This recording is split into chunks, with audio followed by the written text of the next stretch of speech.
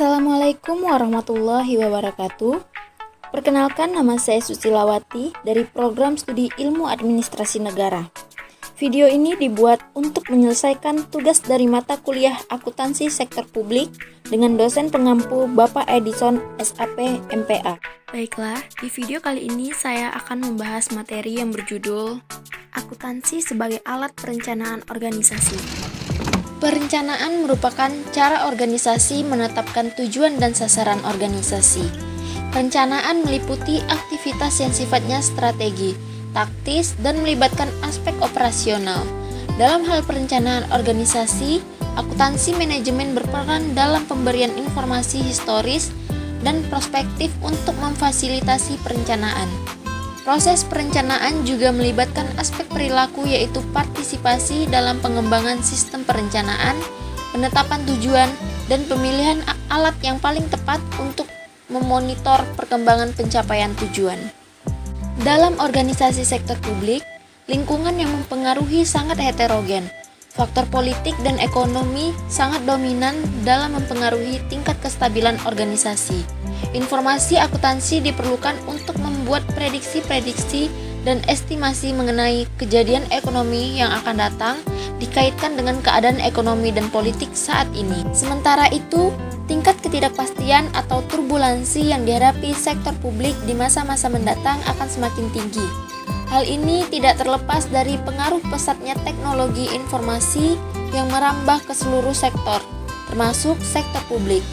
Sebagai misal, perkembangan internet menyebabkan munculnya gagasan dikembangkannya e-government. E-government merupakan upaya untuk memperbaiki proses dan prosedur administrasi di pemerintahan dengan menggunakan teknologi informasi atau internet agar memberikan kemudahan dan kecepatan pelayanan kepada stakeholder-nya. Selain itu, globalisasi juga turut menyumbang semakin tingginya tingkat ketidakpastian. Dalam era globalisasi yang mana antara negara satu dengan negara lainnya seolah-olah tanpa batas, maka peristiwa di suatu negara akan dengan cepat mempengaruhi negara lain. Untuk itu, akuntansi sebagai alat perencanaan memiliki peran yang sentral dalam menentukan arah organisasi.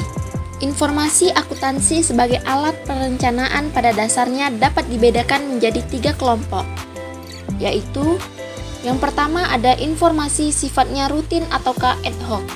Yang kedua, informasi kuantitatif ataukah kualitatif.